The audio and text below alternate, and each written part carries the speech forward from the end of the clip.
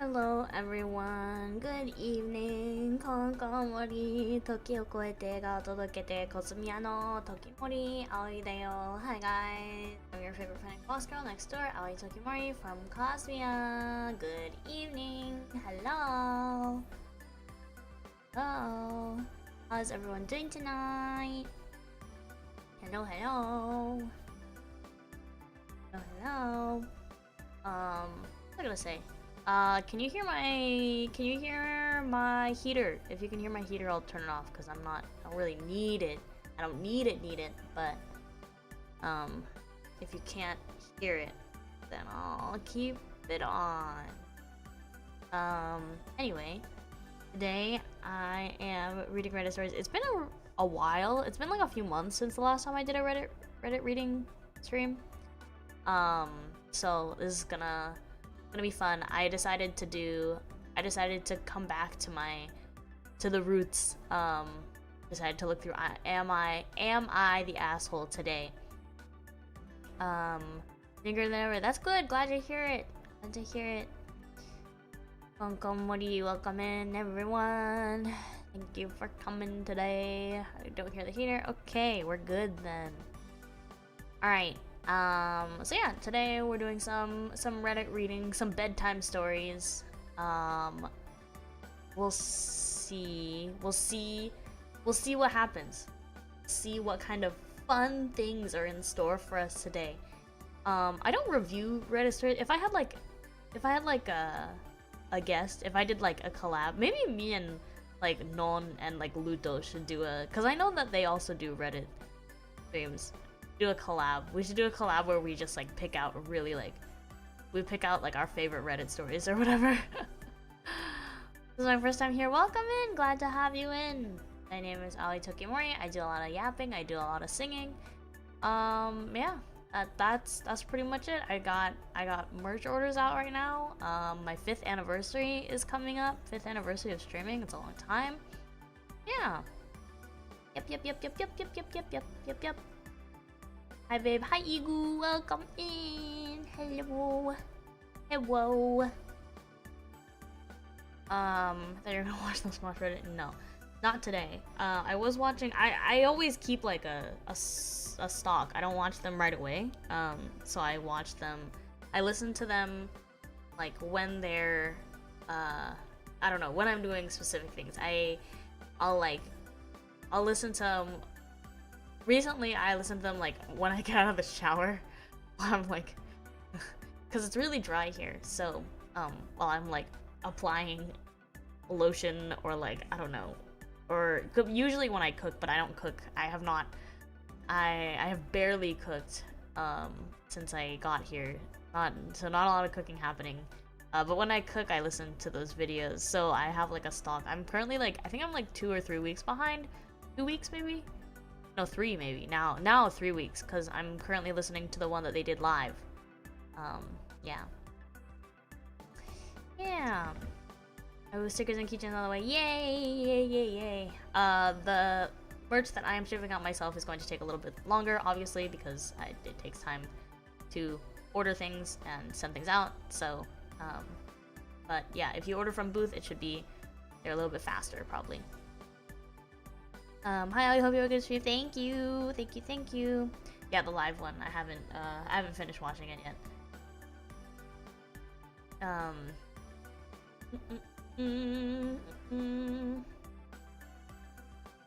Okay.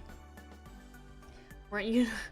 You're not a Redditor before. I guess I've become more of a Redditor. I look to Reddit for a lot of answers now, and like just like random things that I need to like know about. I started using Reddit way more often, I think last year. Yeah, last year was when I started to really like use Reddit. Yeah, the username, we were just talking about cockroaches.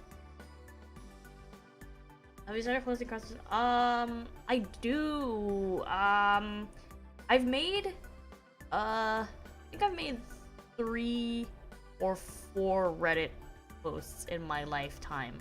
Like a personal Reddit post. I gotta clarify. I've made more than that as Aoi Tokimori, but a long time ago. But personally, I've made a few Reddit posts.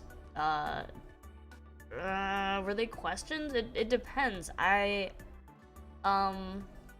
There was a point where I like went friend hunting on Reddit, and it actually led to some really good stuff. It actually was very positive for me. I made a very close friend through Reddit, who has also made close friends through Reddit. So it's kind of, I don't know, it's interesting. Yeah, I know that Reddit is kind of like the reputation for Reddit is not like super great, but at this point in time I have only had positive experiences with Reddit. So I've had good experiences, and now I look to it for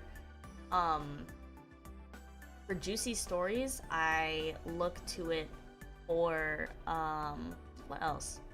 I look to it for juicy stories, and I look to it for answers about random questions that I have. Me and my friends are planning a trip to it was going to be Puerto Rico, but I think it might become either like Florida or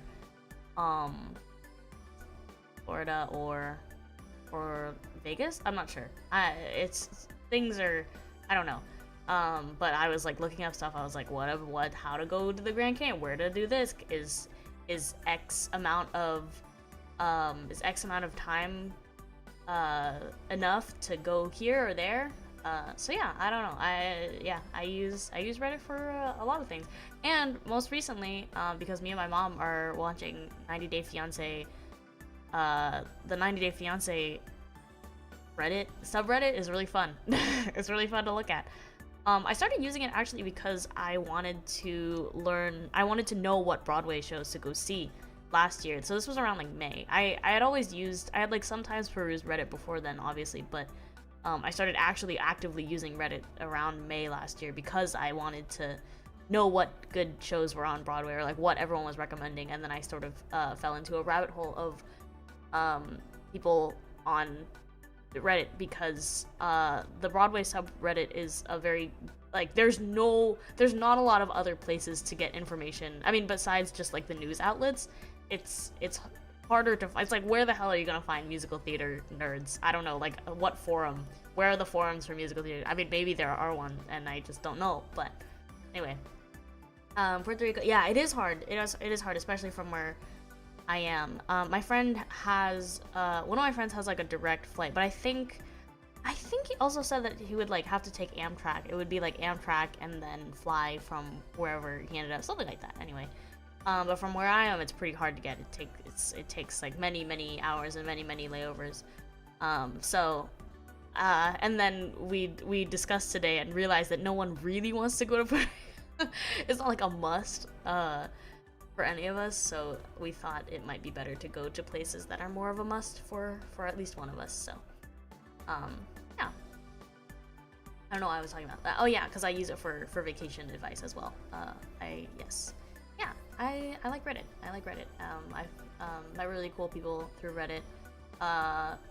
People from Reddit took a bunch of my furniture when I moved away from France. They were very helpful. The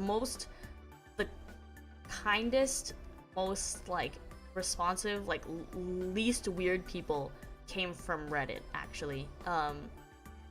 I posted about like getting rid of furniture on a lot of places besides Reddit. I posted on Facebook and stuff as well, and I had quite a few people from Facebook as well. But like the least weird people, sorry to these people, but the least weird people were actually from Reddit. It was interesting. I have told this story before, but I had someone come to look at some furniture from Reddit, and as they were leaving, they were like, "Have we met before?" And I was like, "I don't know. Have we met before?" And they were like, "Oh, were you at the art gallery a few like months ago?" And I was like, "Wait, I was." And we're like, "Oh, wait, we talked then." Like it was very strange, a very strange like um twist of fate. I don't know. Where the weirdest people come from? Facebook. Yeah, Facebook. I guess Facebook and Reddit were the only places I actually posted. So the out of the two, Facebook had the weirder people. So yeah, Facebook has some weirdos. I mean, like, it's obvious. Like, you can tell. You can, like, kind of tell. The person who ended up taking most of my stuff though was this person who I was really sussed out about, because like they responded really fast and they were like, I'm coming, like, now to get. I was like, oh, okay, like, and they didn't. Their English was kind of like it was okay, but like, yeah, I was really like, I was a bit scared because I was like, this is strange. How is this person just free right now? But they looked at all the stuff and they were like, okay, I'll take whatever you have. And they're like, okay, I'm gonna come and bring my people next time, and if you like get all of your stuff together, get all the stuff that we can take together, and we'll take it all. And I was like, holy shit. And so yeah, I think a lot of flippers use Facebook. Yes, they were I think so. They were, I believe, like, African immigrants, and I think similar to like any country, I think like they have their own community of other African immigrants, and so they like just take all this stuff and they sell it, they resell it, or they make good use of it. So I was like, you know what? At the end of it, I was like, this is so strange. I don't know. I'm scared. I'm slightly scared of this person. But by the end, I was like, okay, you know what? Like, I trust this person with my life. Like, what? They took everything. It was really cool. Anyway, yeah. They were very responsive. Anyway, I'm here to read Reddit stories and not talk about my love for Reddit. Let's get started. The first, I'm just gonna read whatever's at the top or whatever looks juicy. I might not go for too long today because my mother is telling me that my mother wants me to try driving on the freeway tomorrow early in the morning so that because it's Sunday morning and there are not a lot of people out on the road on Sunday morning, so she wants me to try driving on the freeway, which means I have to get up early, so I'm not going to stream for super long today, but I thought, let's read a few Reddit stories today, and let's read a few bedtime stories. I've been driving, not every day, but I've been driving like fairly frequently. The first day I drove to the library, I drive because I'm motivated to like go places, and that's the only way you can get me to drive. So it's like, I drove to the library a few days ago, and then the next day I drove to get boba because I was craving boba, and then I just drove around the neighborhood a few days ago as well. So, yeah, I don't know. I really don't want to drive on the freeway. Yeah, I'm gonna have to get over, tomorrow, I don't know. I'm not sure about tomorrow. Maybe. Well, I don't know. My mom, she'll probably be like, no! Because she's like, that's so unhealthy. There's so much sugar. But I think I'm boba. I'm not like an everyday boba craver, so I think I'll be okay. I actually, you know what I had, you guys? I had McDonald's for the first time since coming back yesterday. I went to grab McDonald's with my dad at like 8 p.m. or something. I don't know. Like, it was weird. I haven't had McDonald's once since coming back here. I haven't even had fast food per se since coming back here, which is crazy considering I am a fast food fiend. But there's always so much food at home. Yeah, driving on the freeway the first time, I took driver's ed. I took driver's ed when I was like 16 or whatever, and you go on the freeway because you have your drives with your instructor, and my parents didn't practice enough with me. It was like partially my fault because like I didn't want to drive, obviously, but it was also partially my parents' fault because they didn't tell me to drive. And so I was not prepared to go on the freeway for my freeway drive when I did driver's ed, and my instructor, I did something really, I don't know what I did. I don't know. I think I was trying to merge into a lane or something. I don't know. I was it was bad. It was really bad, and she freaked out. She yelled at me in the car. It was scary for me because I don't like being yelled at. I don't like being yelled at. So it was really, really scary. So now I'm now I'm traumatized. Now I'm scared. Now I'm even more scared to drive on the freeway. But yeah, we'll see. Home cooked meal. It's been really good. Thank you, you to my mother. Cooks good food. Yeah. Expensive driving, everyone. You know, look, maybe that's what it was. I was 16. This was a long time ago. I don't remember. Does anything happen to me? But during a test, that's so scary. That's so scary. I have not. I've not tried backing around a corner in many years. All these things, the thing is, like, I technically did all this stuff in driver's ed, but this was so long ago, I don't even remember. I barely remember, like, yeah, no, I don't remember anything for driver's ed, so it might as well be, like, the first time for a lot of things. But yeah, I know you have to, like, back around a corner for your test. I'm like, I don't know, what does that even mean, you know? It happened 10 plus years ago, my driver's ed stuff, around there, I think, or yeah, around 10-ish years ago. I don't know, give or take. I don't actually remember when I took driver's ed. It could have been a little bit later, but yeah, I took it with my friends during summer vacation in high school sometime. Yeah, it was a long time ago. Long. I mean, it was back when I was still in high school, so. Yeah, back around the corner, scary. Yeah, everything's like, oh god, I don't know. It's like a pain in the ass. Like, I know that, like, at the end of the day, like, I'm gonna be grateful that I did all this, and I'm gonna enjoy my freedom as, like, a driver, but oh god, like, it's grueling. I do not like it. I do not like it. Okay, I'm here to read Reddit stories. Driver's ed could be replaced with personal finance. I was not of the generation (?) that maybe they still do this, that had driver's ed in school. Yeah, I didn't take it. It was not like a required class for school, or like I just you pay money and you take it outside of school. But backup cameras, yeah. Oh my god. So my parents have a Tesla. And it's crazy. You guys, in Teslas, you don't have to press the brakes. Isn't that crazy? I was like, huh? I was like, what do you mean you don't have to press the brakes? Like, what? I didn't know. Like, I had no idea.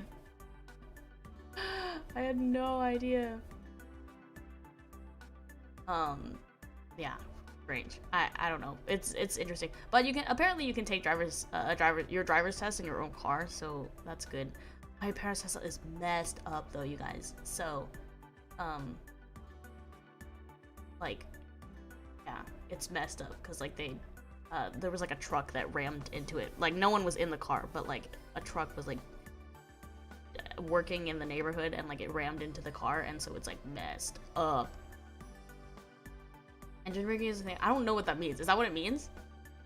I have a picture of the window. Yeah, it's messed up.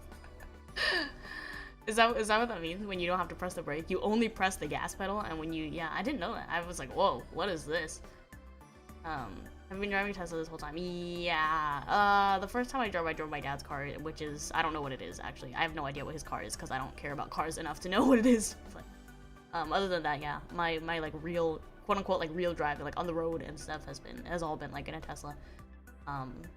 So cool, I guess.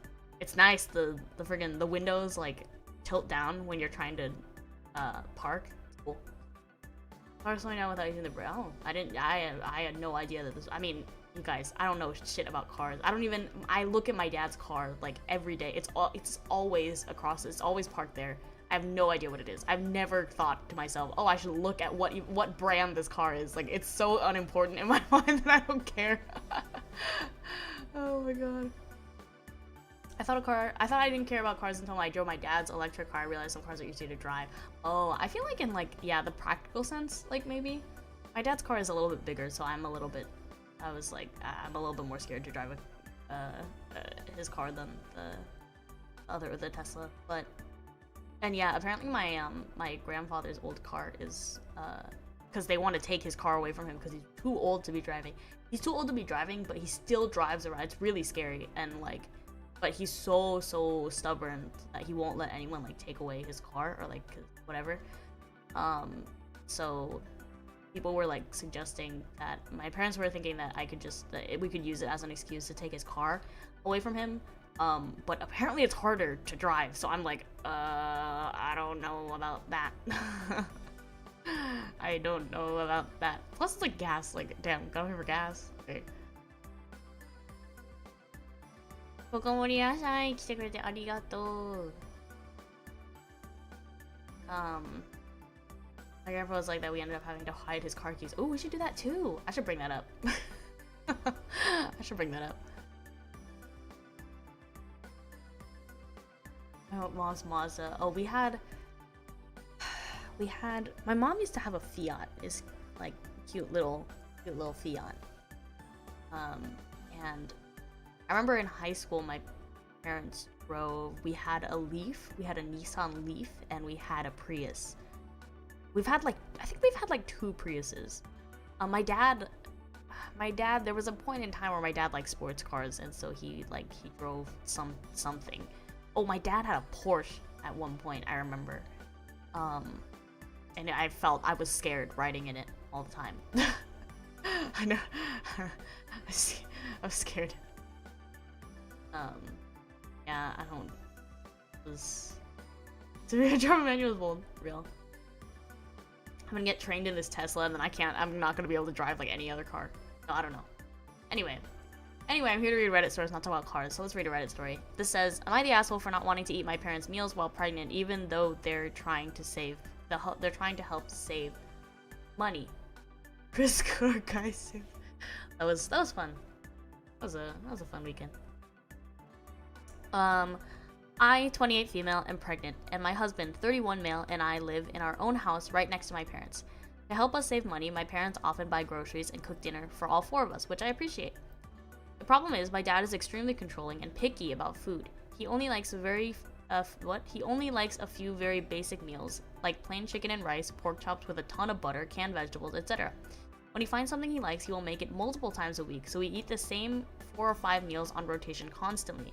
If I suggest something different, like not having green beans 3 days in a row, he shuts it down with, nah, it's better this way. He also complains or claims food makes him sick if it isn't done exactly how he wants, unless he doesn't know what's in it, then suddenly it's the best thing ever. See, he claims chicken broth upsets his stomach when I use it to cook pasta, but if I use it without him knowing, it's the best pasta he has ever had. Okay. I have had strong food aversions with my pregnancy, and about 5 of the 6 meals he makes now make me gag. When I turn something down, he says things like, you used to like it, or you have ate it that way for 30 years, but I never actually liked it. I just ate it because it was what my parents made me as a kid. My mom asks me to help plan dinners for the week, but when I suggest things I can tolerate, my dad says it's too complicated, too expensive, or that he doesn't know how to get the ingredients. I even offer to cook it if he buys the ingredients, and I write him a specific list, but we go back to his tiny list of meals because it's too complicated. We all 4 take turns cooking at our own houses, but no matter who cooks, my dad complains all night about the food if it isn't like plain unseasoned chicken. Oh no. When I was a kid, we went out to a fast food place and I wanted a chicken sandwich. He would insist we all get burgers because it was easier, and even chose everyone's toppings without letting me pick mine differently.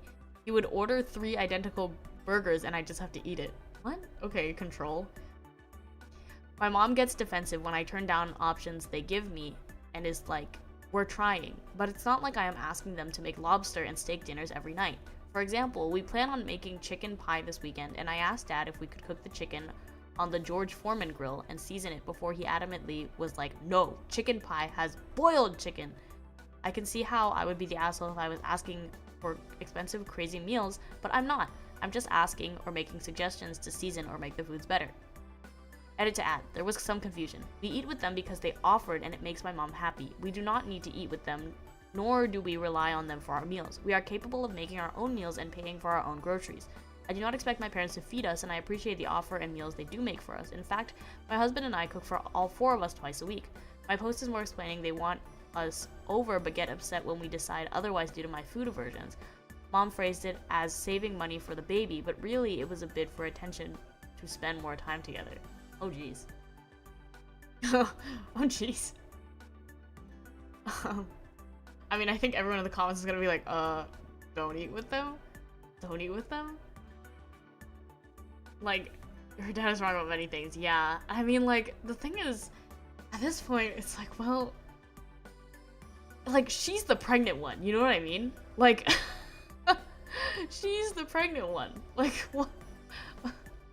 Just, I don't know. It sucks. Like, I am of us, like, this is my situation. It's not my situation. I'm not pregnant, you guys. But I am currently living at home, and I'm about to be next door neighbors with my parents, literally. And my mom cooks everything. She likes to feed. She likes to feed me. She likes to feed the rest of the family. But in my family, like, I'm the picky one. But, like, if that's the case, like, I sit at the table when my mom makes, like, fish or something. When my mom makes, like, when my mom makes fish or she makes something that I don't want to eat, I will sit at the table like a normal, like, you know, just like normal, and I'll eat, like, the salad. I'll just eat the salad and then I'll eat my own food, like, later.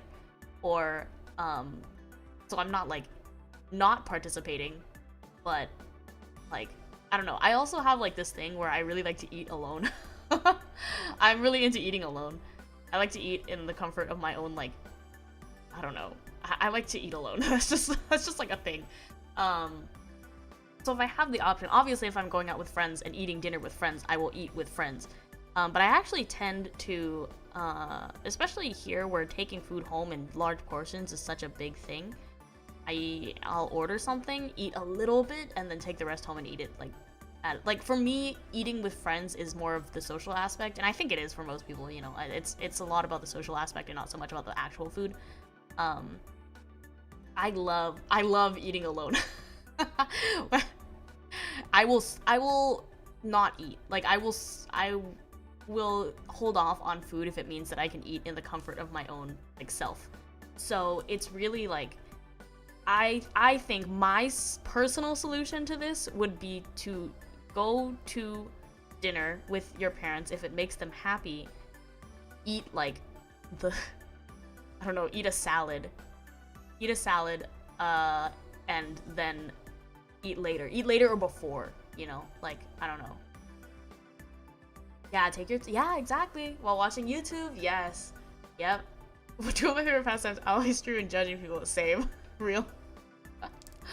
Yeah, you can take your time. Yeah. And yes, it is self-care. I agree. Yes. Exactly. I love that. Taking food home is awesome. So taking food home, taboo in France or Japan.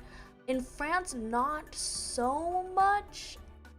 Japan more so. They don't. At some places it's a little weird to take food home. I think it's gotten a little bit better since the panini.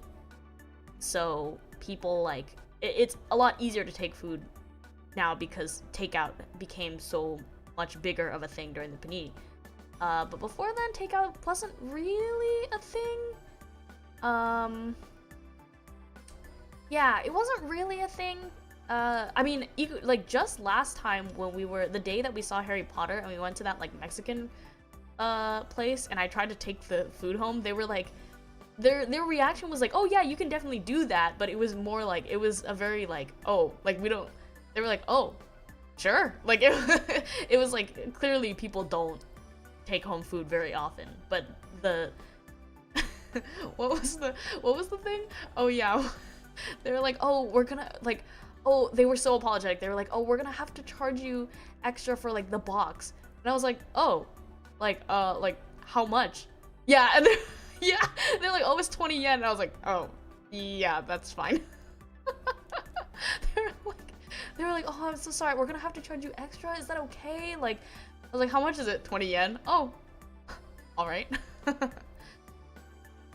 Um, yeah, yes. What about eating alone at a restaurant? I personally don't do that. I'm just like, I don't like being around people. I don't like being around people in the context of like food, and I think that might be like normal. I think that might be normal to an extent because like as everyone's saying, like it's easy to it's nice to be able to eat food at your own pace and enjoy what you want to enjoy, like how you want to enjoy it. But I also just like don't. I have I'm like weird. I'm like weird with food because I have a lot of like mental problems. I have a lot of like mental issues when it comes to food, so I just like I don't think I would ever eat alone at a restaurant. The only place I would ever eat alone is I've eaten at McDonald's in Japan. I eat at McDonald's or like Burger King alone in Japan, but that's like normal. I've never been to like I actually have. Just kidding. I've been to like a family restaurant alone like once maybe, but it was only because I was like waiting for someone or I needed to like study or something. I wasn't actually eating. I've been to like Skia, the gyudon place, like I used to go like before I went to work sometimes, but like it's not, I think it's pretty normal in Japan, depending on what it is. I wouldn't walk into like, trying to think of a place. I mean, most places are usually like okay, but I wouldn't walk into like Jojo Inn. I wouldn't walk into like the yakiniku. I mean, maybe yakiniku but I wouldn't walk into like shabu shabu. I mean, people do it, and no one bats an eye. But like, I wouldn't.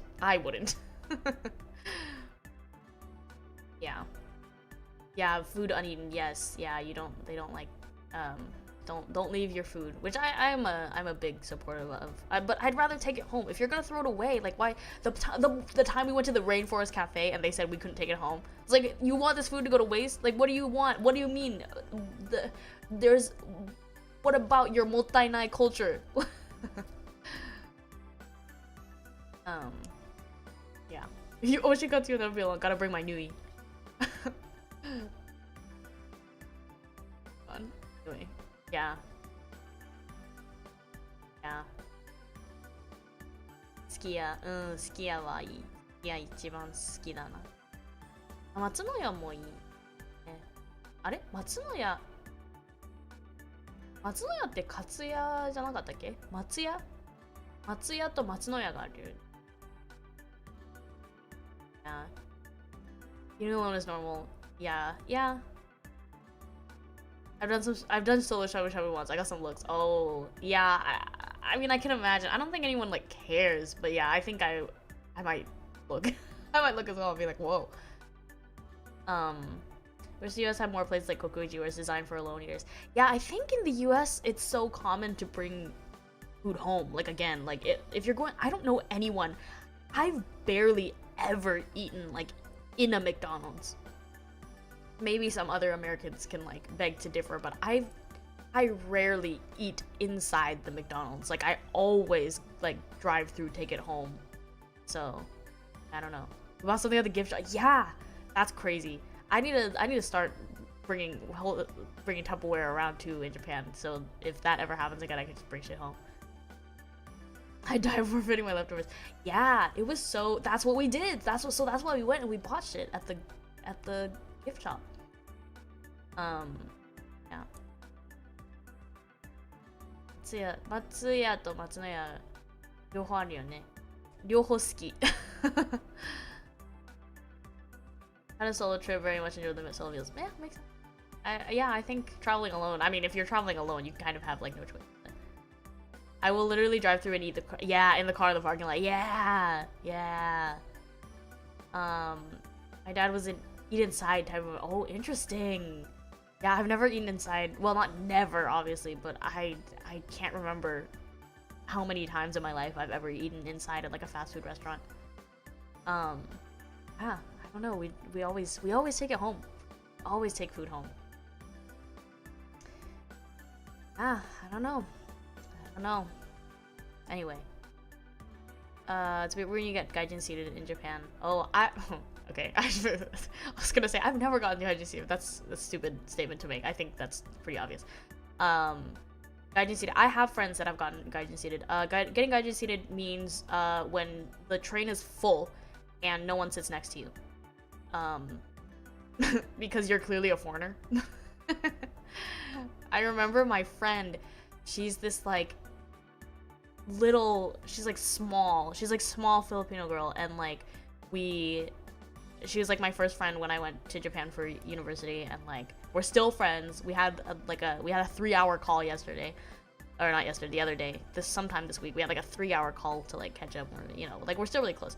But I remember she would get gaijin seated all the time, and she was like, I remember her being like, "Do I smell?" And I was like, I don't think so.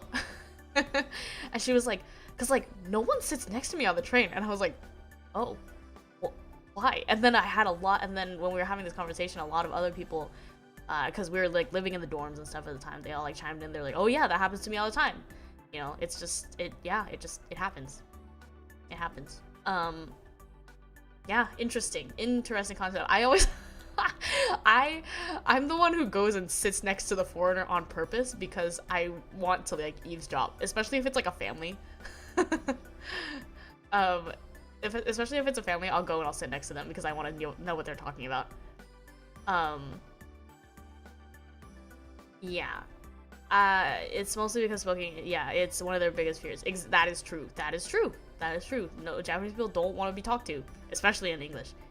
And I think they do it less only because they have no choice. They only do it because they have no choice. There's so many freaking foreigners in Japan. I remember I was just telling someone, I forgot who it was. Oh no, I was talking to my friend, because she left Japan quite a few years before I did. And we were talking about like what's changed over there, and I was saying that like, remember when we used to be like the only foreigners on the train, and now you can't get on a major line in the Tokyo area and be the only, you cannot get on a train in the major Tokyo area and be the only foreigner on the train, because there's a bunch of foreigners on the train now. So I think people get gaijin seated less out of necessity because they can't just gaijin seat everyone. But it happens surprisingly often. As someone who does not get gaijin seated because I don't look like a foreigner, I had never really thought about it, but yeah, this is like a thing. Yeah. 2024 gaijin seated all the time. 2025, yeah, it's there's just so many. There's so many. There's so many foreigners in Tokyo. In Tokyo specifically. Yeah. It's gaijin seats are, it's funny. It's not like and yeah, they're not like trying to be like offensive or whatever, but it's just a funny concept. Okay, let's see what everyone says. Not the asshole, but Jesus, stop eating with them. They're gonna complain and whine either way. At least you can be eating what you like while they're complaining. Yes. Are you going to subject your child to the same crowd? Okay. Stop enabling. Yeah. They didn't have autism back in his day. Okay.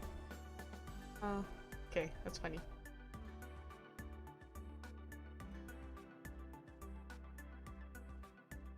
It's a jar. What are you talking about?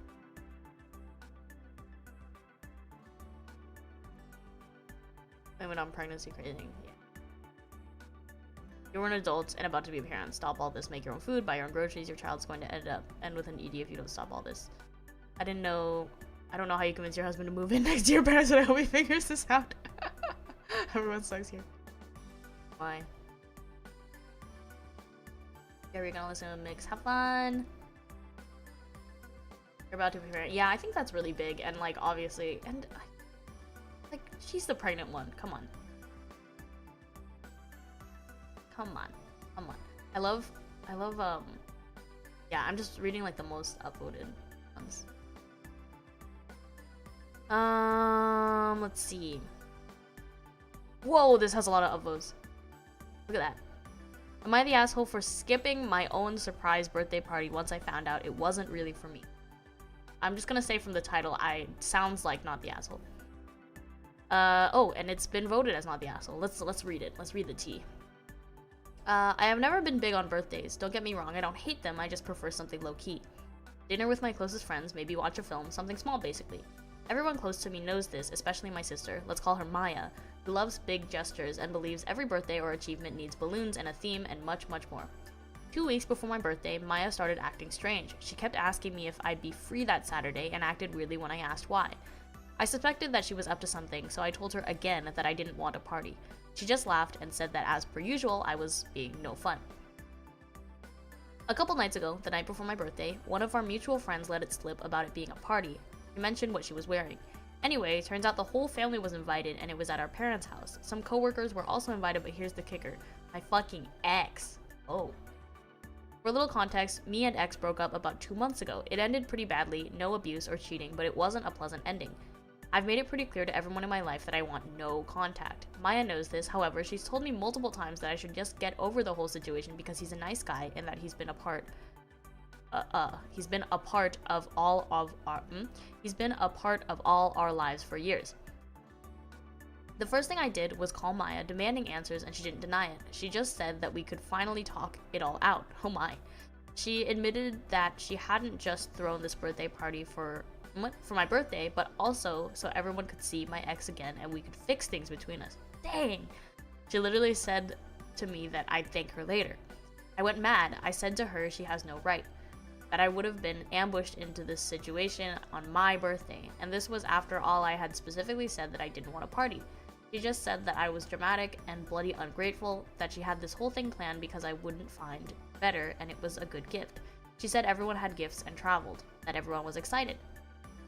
So yesterday, my birthday, I completely powered off my phone and didn't let anyone know other than my best friend. So we went out for lunch and went on a walk together. Ended up having a great day. When I finally got home, I turned my phone on and it was Mento. Maya was fuming, people were disappointed, people even said I embarrassed Maya. Maya is now basically saying that I ruined the whole party and made it all about me. It was literally my birthday. She says that she did it out of a good place in her heart, and that I should at least apologize for not showing up and letting people know. So am I the asshole? That's crazy. That's crazy. Oh, that's funny. That's funny. The funniest part is like, oh, you'll thank me later. I'm helping you get back with your ex. Cause I like him. It doesn't matter if you like him or not, but I like him, so I'm sure you'll figure it out. Yeah, I mean, like, props to her for not being a doormat and just like doing whatever the hell she wanted because it's her birthday. Yeah, sure. Yeah, not the asshole. It's funny how different siblings turn out sometimes. Like, you have this person who says like, oh my god, I don't like big parties, I just want to take a walk with my friend, get lunch, watch a movie. And here's my sister who wants to meddle in other people's business, make things about her, and have large extravagant parties. I know you don't like bell peppers, Meno, but I like it, so I'm doing this for you. That's so funny. People are so funny. Why would be wild and she should go? Yeah, if she likes him so much, if she thinks he's so nice, then why doesn't she should just get with him instead? That's so real. Yeah, yeah, it's giving like, yeah, meddling family. This is what happens when your family can't mind their own goddamn business, you know?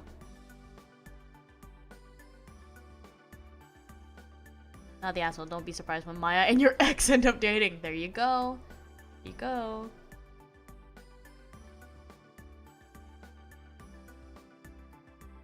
Just send a group message. stating she explicitly said that she didn't want to party and that under no circumstance did she want to see the ex. When she learned of the party, she gave her sister a chance to at least uninvite the ex. When that was refused, she decided to control the one piece she could, her own attendance. If the family would prefer to keep company with the ex instead of her, that's fine, but they should let her know so she knows which numbers to erase from her phone. There you go. There you go. Spittin'. Peppers are actually healthy. It's not. Oh, actually, no. Is it? It's for Meno. It's piman though, right? So it's the green ones, or is it all bell peppers for her? Is it all pep? Is it all bell peppers? Is it all peppers? I forgot.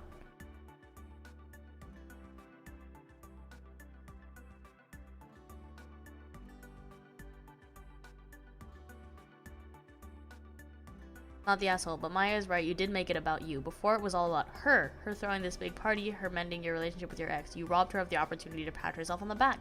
You did it out of a good place of it in her heart for her. There you go.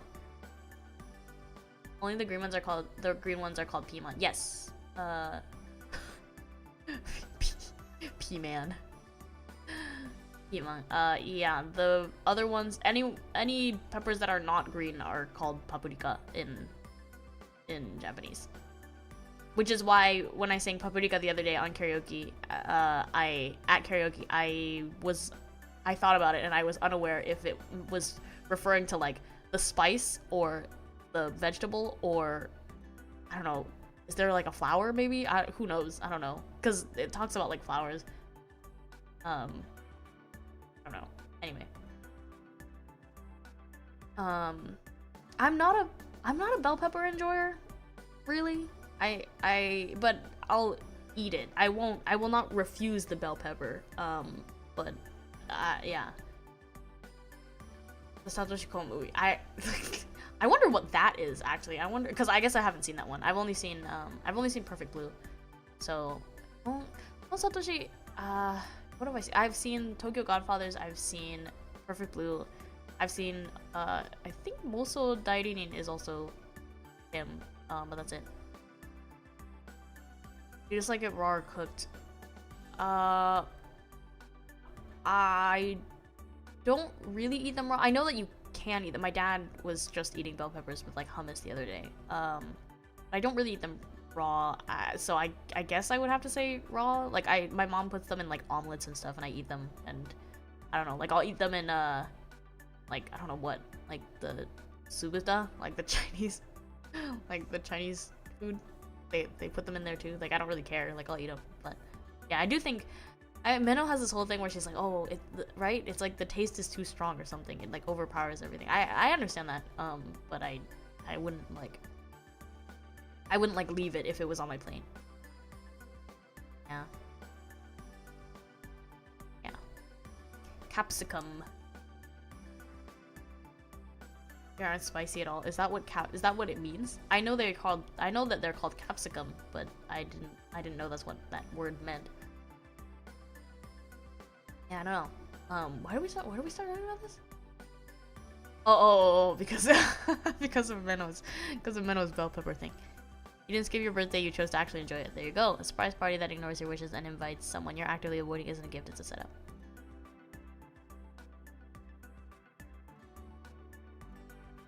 You set a reasonable boundary. Well done. Yeah, it's definitely like... It's like she gave ample warning too. I mean, she didn't say I'm not gonna show up, but she was like, hello? I don't want you to do this. Why are you doing this? You know? It's not like she had no conversations about it and then just like didn't show up. So. Ooh. Families are so funny.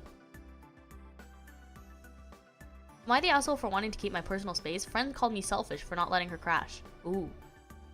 I'm a 25-year-old guy, and I finally managed to get my own small apartment after saving up for ages. I'm definitely not rolling in cash, so I have to be really strict with my budget just to keep up with rent and bills.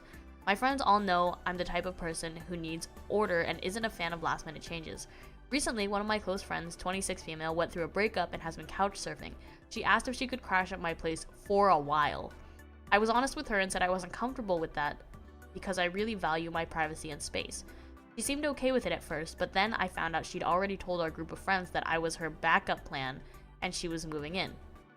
What? When I stood my ground, she flipped. She called me selfish, saying that since I live alone, it wouldn't cost me anything to host her.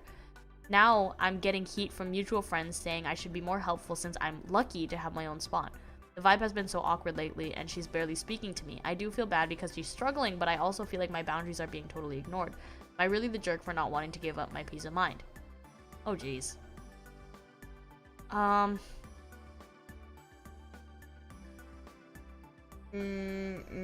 Not the asshole. That's a favor.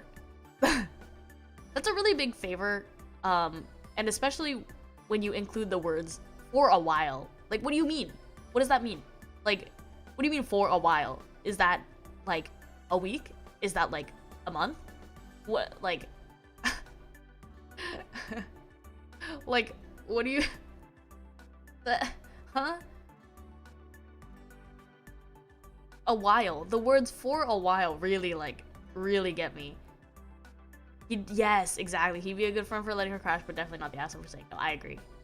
That's a favor. That's a favor that you do for someone, and it's nice when you have someone that when you have friends you know that you can rely on. If you're in a bad spot, and you're like, I really need a place to stay, and you have good friends who are like, no worries, come stay over, stay as long as you need, or like, you know, don't worry about it, blah blah. That's awesome. You have really good friends, but it's not unreasonable to want your own space. And he's literally saying that like he doesn't have enough money. He's like struggling to pay rent and bills with another person in the house. It's like, that's, if you're paying for like water, if you're paying for electricity, that's just more. That person's got to take a shower, you know, that person's got to do this and that and the other. So it's like, I don't know. Yeah, the new person has to start paying rent. Yeah, I mean, it's funny how in these stories, the friends, these people are posting because they're like, I feel so unvalidated. I don't feel validated because all of my friends and family are on the other person's like side. But a lot of the times that's just, it's just not true. A lot of the times I feel like that comes from just the person who's involved, the person who's getting everyone on their side. Like they're good at telling like their story, or like they're good at, you know, she's like, oh, I'm in such a tough spot, I can't believe he would be so selfish, I'm suffering, you know, and then everyone's like, I feel so bad for you, whatever. Or like the sister in the last story, it's like, I was just trying to be nice. Like, she didn't even tell me. She wasn't going to show up. She didn't even tell me she didn't like it.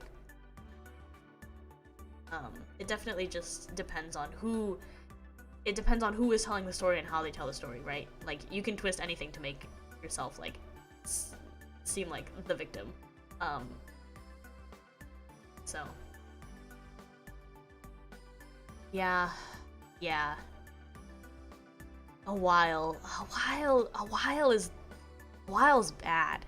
Like, you gotta set like a line. Even if you are letting people stay, like there should be a line at some point. It should be like, oh, especially if they're in this sort of situation, like, I don't know, like if your friend has a plane ticket out of the country, like, okay, there's your deadline.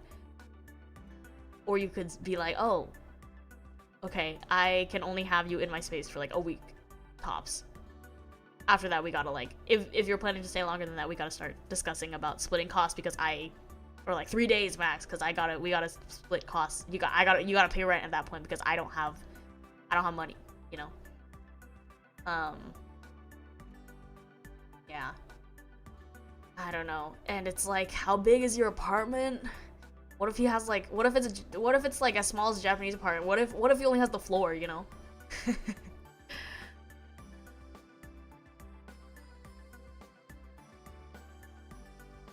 Yeah, I would not say that he's the asshole per se for having boundaries. It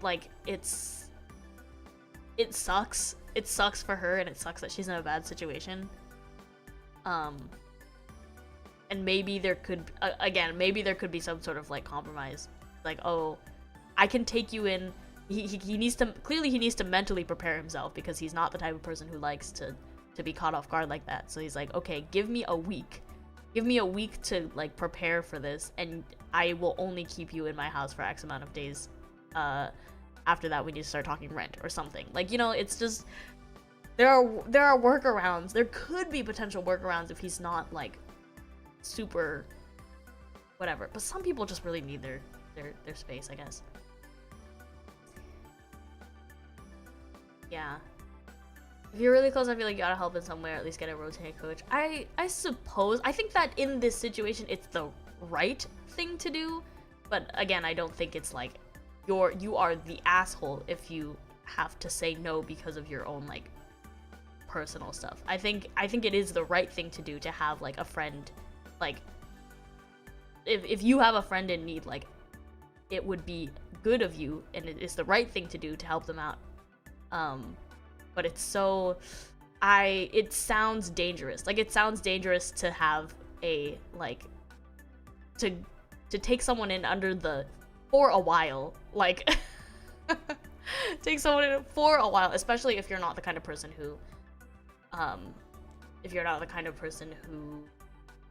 likes people in their space. I love people, and I'm kind of that way as well.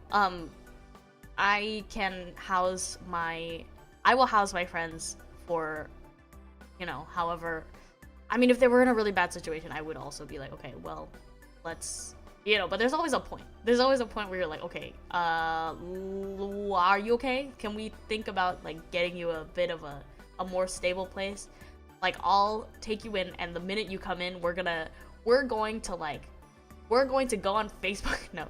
We're gonna go on whatever, and we're gonna look for people who are looking for roommates, and we're gonna get you, like, a place, you know. Especially if you have, like, these boundaries. Whoever's attempting who currently is benefiting or riding the moral high ground by exploiting another curiosity. It's a personal choice whether to help or not, there's no obligation to right or wrong. Yeah, I think it would be right, it would be good of them to help out, but I mean, they're talking about how they don't have a lot of money. We don't know how big this place is. Like, I can't say I can't say that I'm like, would I help my friends in this situation? Yes. Would a lot of us help our friends in this situation? Yes. And I do think it's a little bit like, if it's only your personal feelings on the situation that's stopping you from helping, is like, okay, well, you know, okay, sure, that might be a little bit rigid, but like, people are rigid. People are rigid, and that's just how people are sometimes. I don't know. Yeah, would I help this person? Probably. Would a lot of people help this person? Probably. But, I think the whole friend group needs to come together and like help find a more permanent solution for this person, because why are they couch surfing, you know? Like, let her in and you'll never get her out, and she'll be living off you. It's not free to have another person. Yes, utilities go up and could impact your lease, and it's gonna ruin your quality of life. By the way, she's not really your friend if he talks about you. She talks about you that way, not the asshole. There you go. A while. Homosexual catnip is crazy.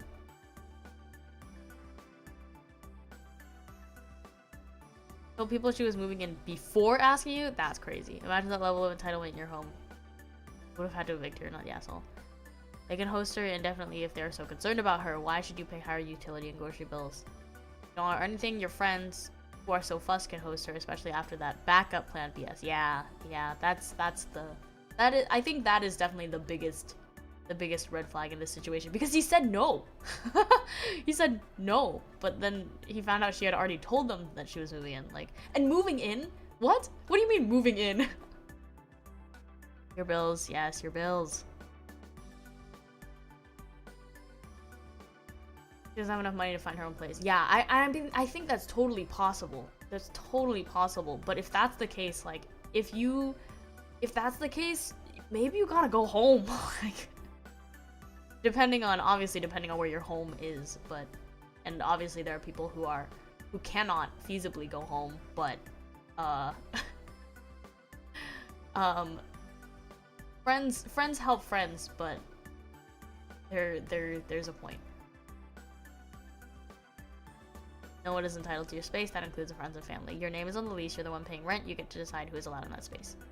She needs to get her head out of her ass and realize that people are offering their space is a favor, not an expectation. Yes, it is a favor. It's a very big favor, and it's a nice favor. And I think that we should all, in theory, extend our homes to friends in need. But sometimes that's not possible for some people. Whether that is due to like personal issues or financial issues or whatever.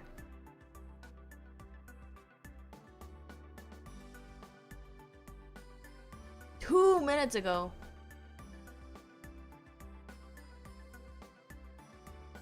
Ooh, everyone sucks. That's tricky. Am I the asshole for refusing to change the chore chart even though my wife works full time now? Oh. Ooh. Ooh. Okay. I met my wife in college and she was soon pregnant after we graduated. We moved in together and it was decided that she will not look for a job until after she gave birth. Our daughter was born and my wife was a stay-at-home mom for the first 2 years. We had one fight about the chore splitting. I was very overwhelmed coming home and having to do a ton of chores after work and also spend time with our daughter. This has gotten worse as our daughter has gotten older and is a little tornado. Ugh. Ugh.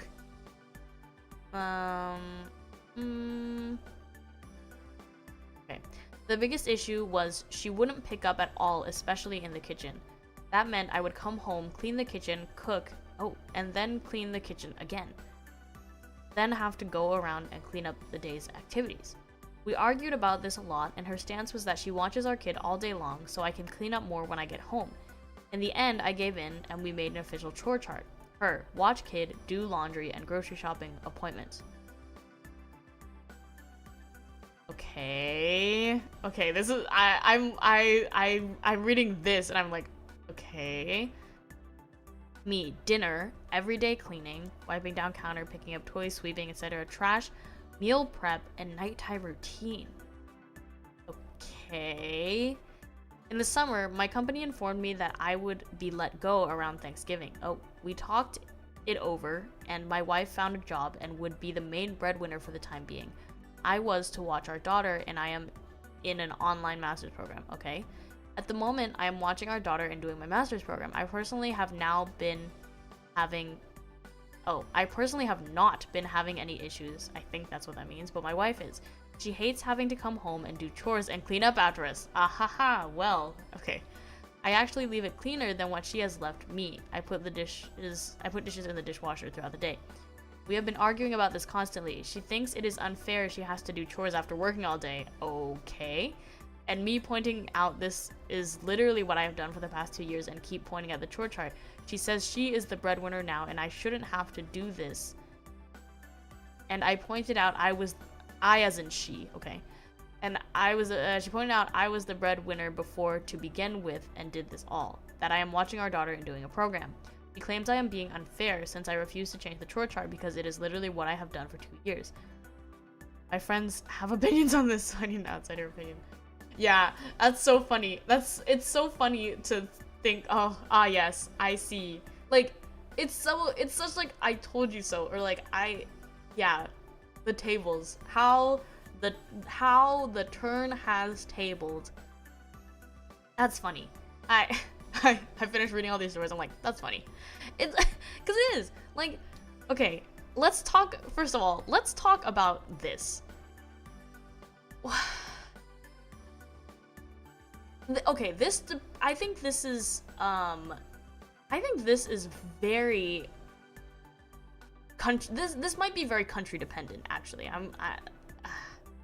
Sorry to interrupt, can I send you a mix? I got for your feedback. Yes, of course.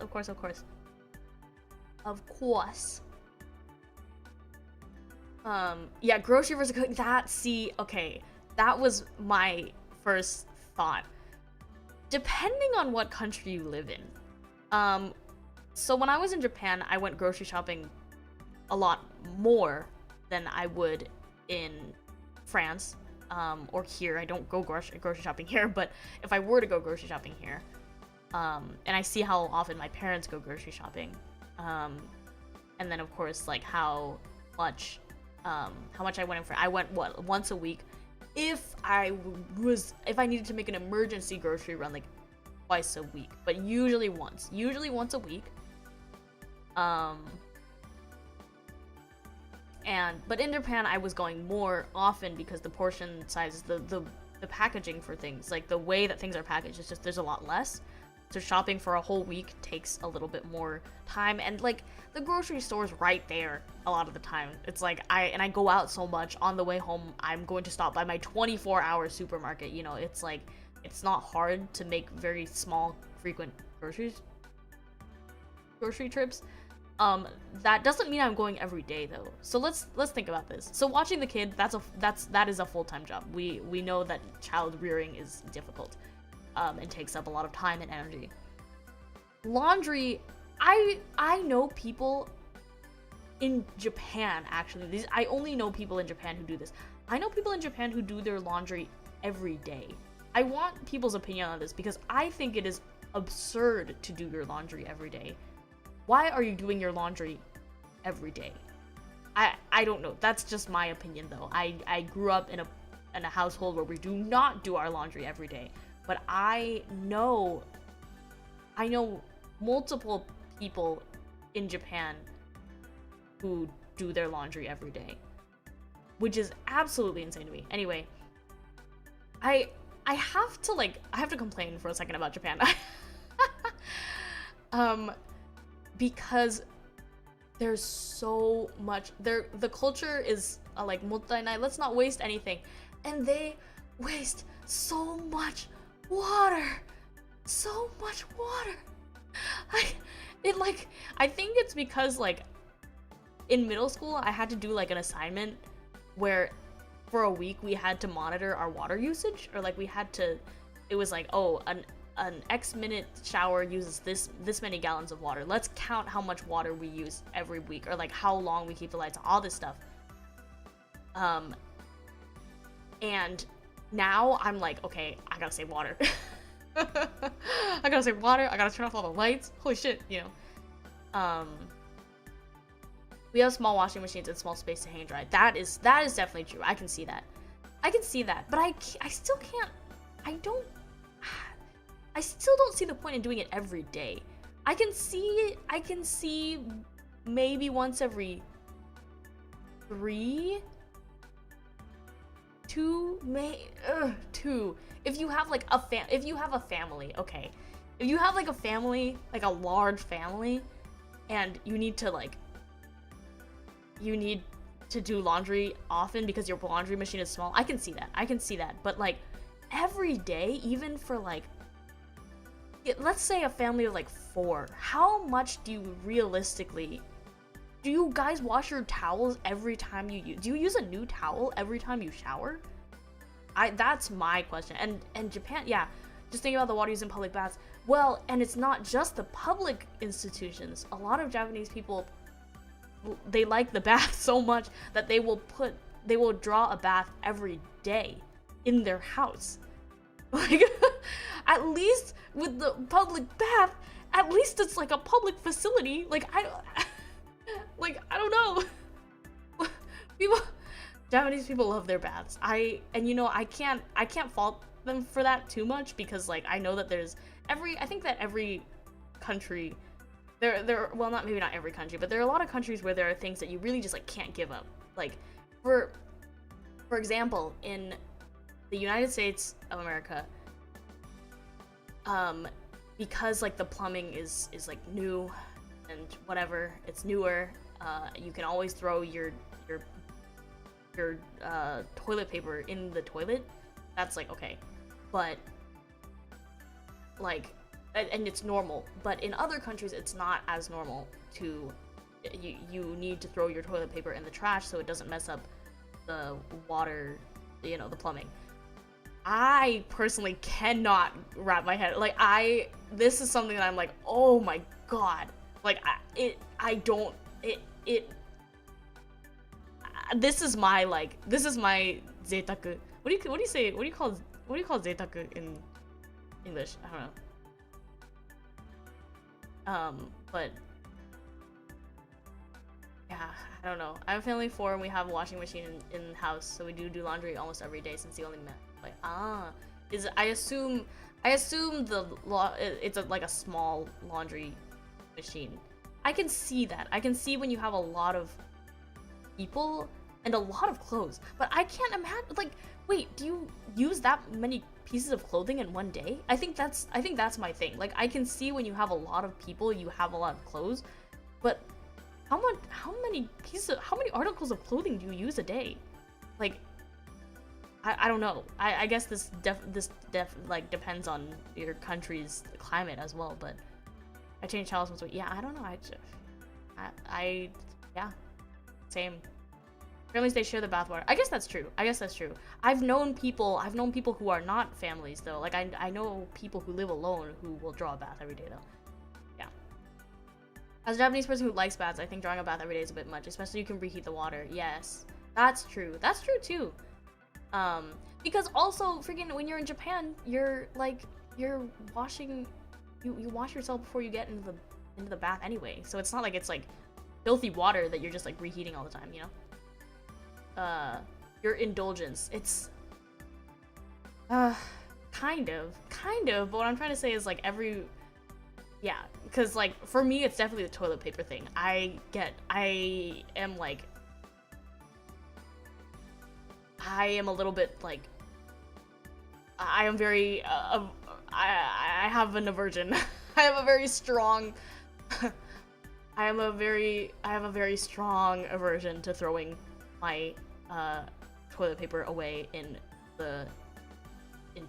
the trash can. But yeah, I think a lot of people, it just goes to show the way that you're raised is just it changes so much. Like people in Japan, they cannot live without a bath. Like they really want to have their bath. Like that's the time where they like heal. That's the time when they heal their like bodies and souls. Like, and I, you know, sure, I think that's like, sure. I don't like as someone who like, I took baths as a child, but I stopped taking baths when I turned a certain age. I don't know. Like, as someone who doesn't need it to, like, to cleanse my body and my soul, like, I don't get it, but I can understand because I also have, like, things that I'm like, oh, I need this in my life, you know? But anyway, back to the point. How many times do people realistically do laundry? I think, yes, if you live in a country, that's why I'm saying that this whole thing really depends on what country you live in. Appointments, okay. Let's think about it. If you're in America, you don't want to die. They will leave you to die. You don't, like, it's so expensive. No one's going to the doctor. No one's going to the doctor unless you're dying. But I guess they have, like, a child, so they probably go more often. But still. Like, realistically, how often do you have appointments? What appointments? You go to the dentist? You go to what? You go to, where are you going? How often do you have appointments? How often do you go grocery shopping? How often do you do laundry? Okay. This... give or take, this is like what do you mean? Okay, let's look at this. Dinner, you gotta eat dinner every day. That's a fact. I mean, you don't have to, but you have a child who probably does, so there you go. Everyday cleaning, every day, keyword every day here. Trash, okay, sure. Meal prep? Okay, that, although meal prep implies that you're only doing it like once every few days or like once a week or whatever, like why are you doing so much? You're doing so much cooking. And nighttime routine. What? Hello? That nighttime equals every day. You do that every damn day. Like what? Huh? What do you mean? Put paper in the trash can. Yeah, Egypt was like that. Greece was like that.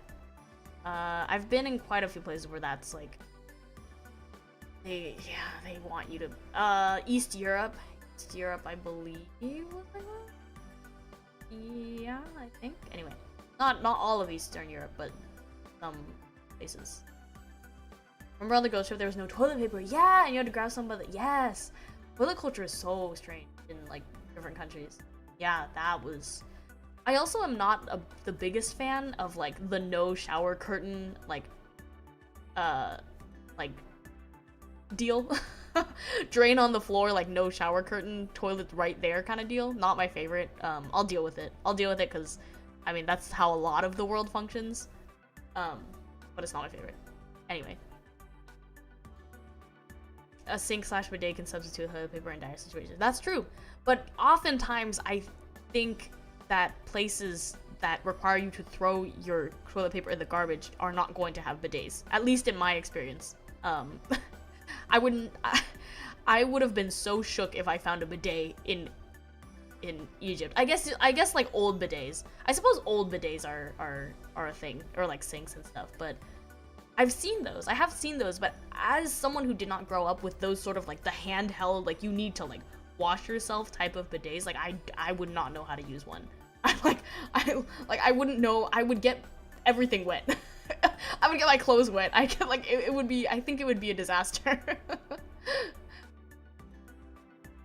Single breadwinner and paying for school probably sets them back. Yeah, right. Because the floor gets wet. Yep. Yeah, the entire. Yeah, I discovered that in think about Japan, because the sink and the toilet and the shower are also for like cheaper apartments, are also in like one tiny room, but your floor doesn't get wet because you have a shower curtain. Yeah, so it's just, I don't know, it's definitely a culture shock, but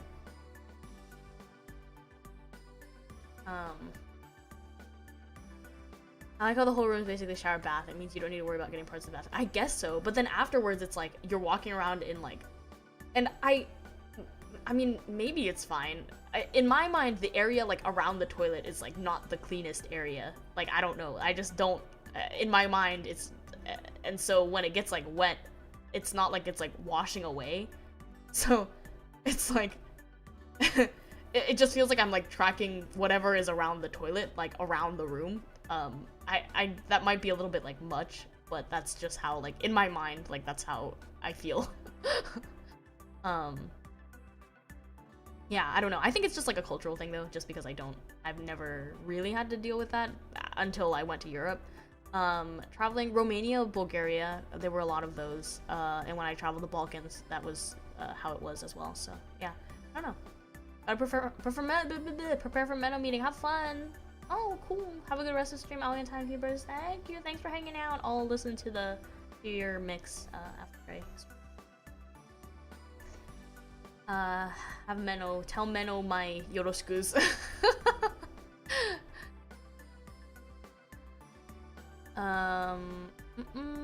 Let's see.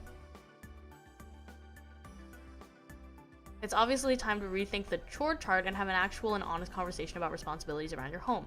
Yes, you are now the stay-at-home parent, but caring for a toddler is different than caring for an infant when also postpartum, so what you had time for during the day will also be different. True, that's very true.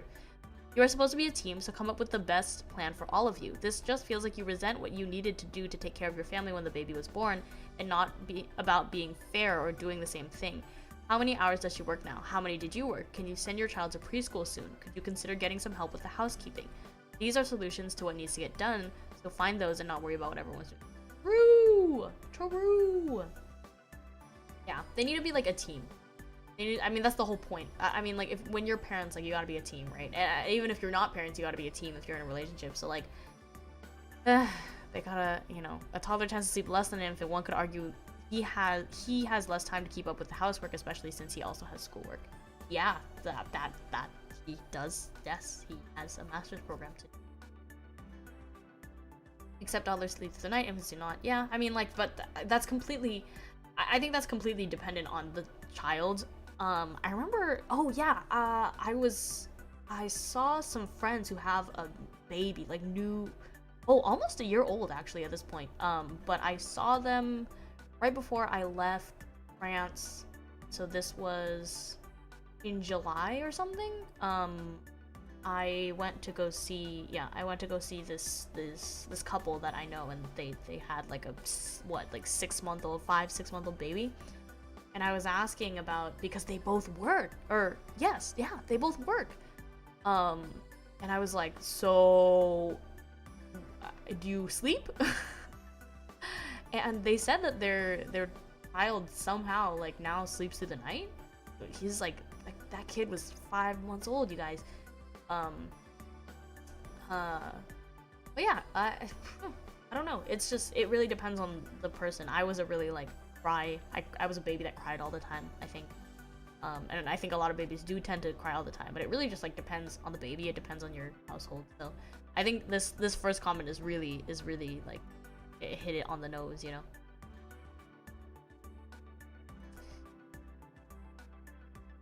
Yeah.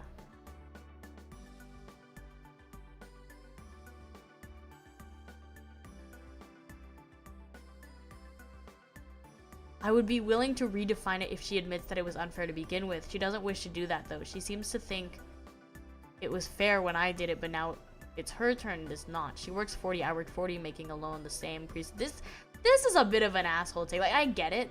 I understand that it's a lot of resentment here. You know, you can hear the resentment in this comment.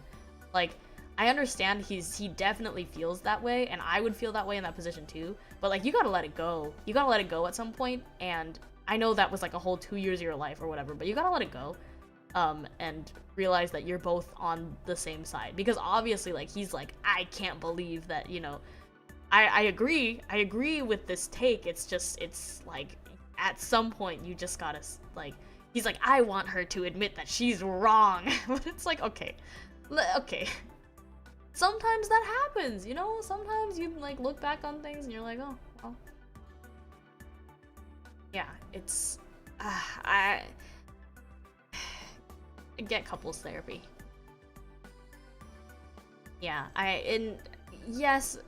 yes, it's hypocritical. Yes, it's hypocritical, and like, yes, like, she does probably need to admit that that was like an unfair division of housework. But like, it's time to have a conversation about it and like move on, because it's not like a good environment for your child to grow up in when you're like, you said this and now you're a hypocrite, you know, like, I need you to admit you're wrong. Okay.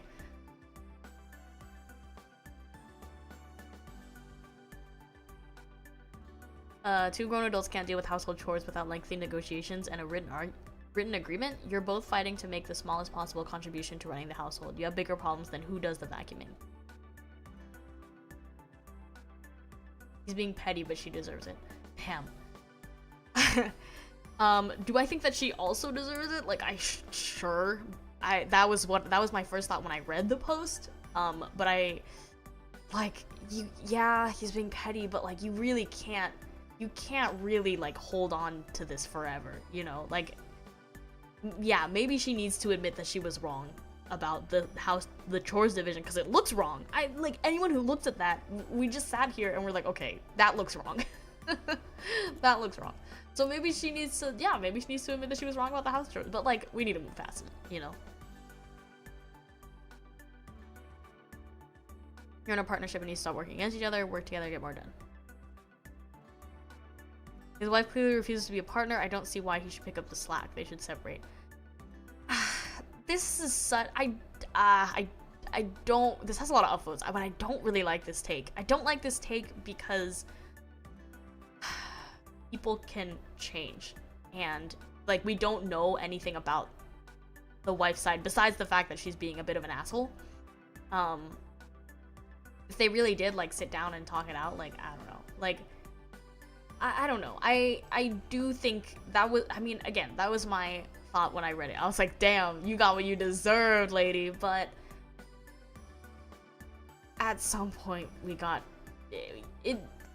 it's like, oh, just, you know, break up. She's not doing whatever, we need to break up, you know. It's like, okay, hold on.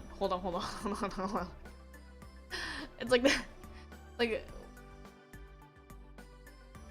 there's a lot of things like unsaid in here. Like, what makes your relationship work? Is nothing working? Are you at like a dead end? Is everything like horrible? Like, okay, then maybe we can think about it then. But like, nothing in this post is said about like what is working. The only thing that seems to not be working is their division of household chores and the fact that they're like fighting a lot about it. but you know, you can't, as people on the internet, we can't see how this relationship is working. So it seems a little bit like, it seems a bit of a rash decision to me to just be like, oh, well, she's not doing her work, time to go. Or like, she was a hypocrite, time to leave, brother. Like, I don't know about that.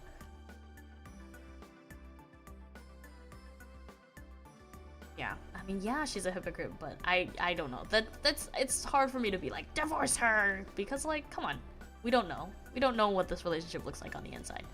Maybe if they, maybe the household chores is the only thing that's wrong, and then if they solved it, they would have a really healthy relationship, but we don't know that. So, time for counseling. True. There's probably a little bit of like entitlement, you know, too. So, just, and yeah, you're right. They weren't prepared because I met my wife in college and she was being pregnant after graduating. You know, when you grow up in a household where you're not made to do anything, I've learned this because this is me. But like when you grow up in a household where you don't really have to do anything, you definitely have like this sense of like entitlement, or like you start counting when like, yeah, you start keeping score. And I think a lot of couples do this, but I think that it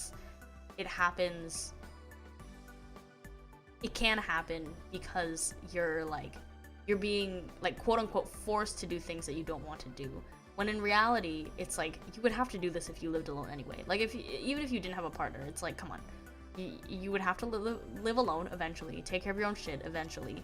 So there's a lot of elements to living that you're gonna have to do whether you like it or not. And you know, picking up the slack if your partner is busy, or asking for help when you need it, like that's how you gotta get through life. That's the benefits of having like a partner, you know what I mean? Like if you were alone, you'd have to do so much more. Like, I don't know. I wonder if he would let it go if she admitted what she did. Yeah, yes, I wonder that too, because I do think that he deserves the apology. I think that she is being hypocritical, and I think he deserves the apology, but I don't think, like, people can change. I think what she thought in the moment, because she was like, I'm doing so much, this baby is taking up all my energy and time, like, you can think that in the moment, and like, and then she gets a taste of the other side and she's like, this sucks. And you know, like, maybe she didn't see that at the time, but it requires a thorough like talk through and maybe an apology, you know? But maybe I think the way that he phrases his comments, maybe he would be like, he would let it go. But it sounds like they're fighting a lot. It just sounds like they're fighting a lot and not having like productive discussion on the subject. I don't know.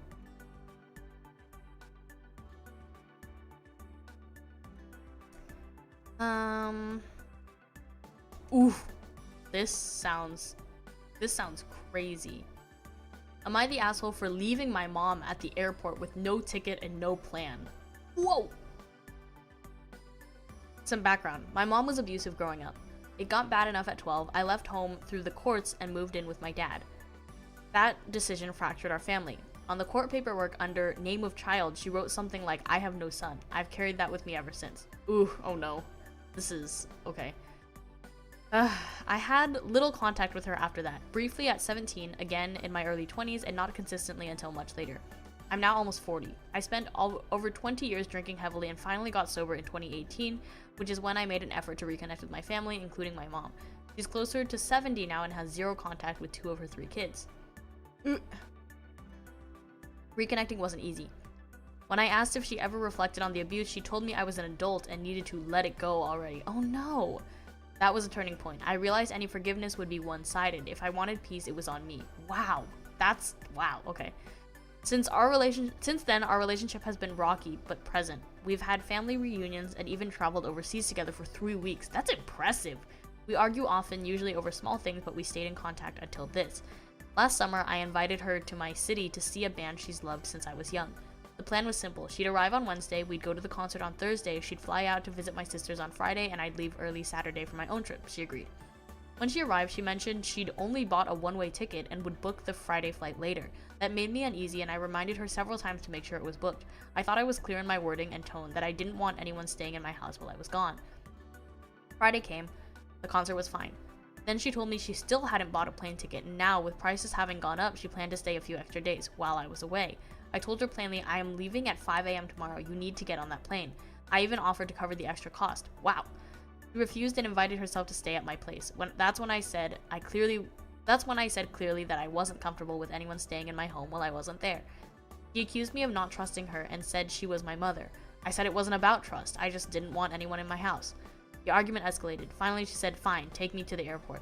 I think she expected me to cave. I didn't.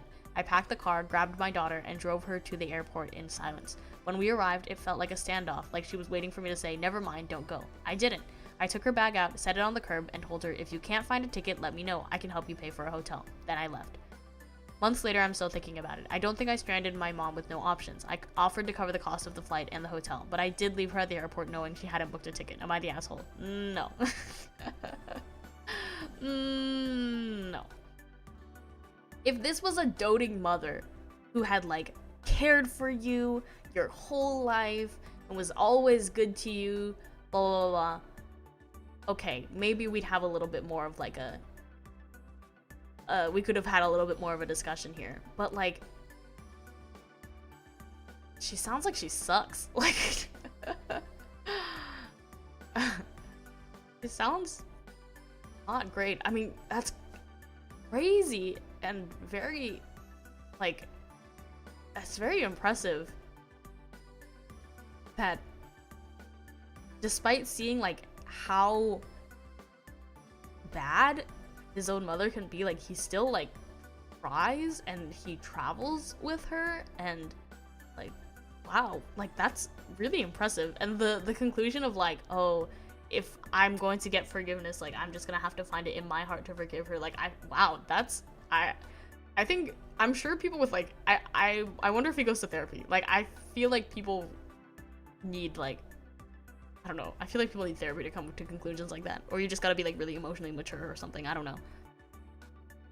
But I mean, like, I guess he's definitely been through it too. Like, he was like drunk for 20 years. You're an adult now. Yeah, that's true. That's true. You're an adult.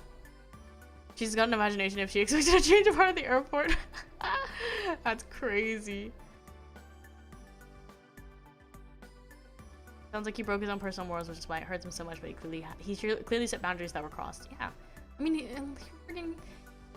he told her so many times, like, buy the ticket, I'm not letting you stay, buy the ticket. And, like, maybe she came with a plan to stay, I guess, like. And she's just really awkward at expressing herself in her old age. She wanted to go with him on his trip. I would say you're an adult. That honestly, at that point, like, that's the same amount of bad. Like, yeah, this is not. Oof. Wow, this is a kind of a crazy story. You realize, OP, that you just explained how her abuse and manipulation is continuing. This was the abuse cycle you just typed out and are still carrying it since it's hurting you so much. She's never once accepted accountability. You can forgive, but you don't have to accept. She makes you feel bad about your boundaries. That's someone that doesn't need to be let in. She can wave at you from the outside or stomp on by in a tantrum, but stop letting her in. Oh. Yeah. Yeah. I can see that.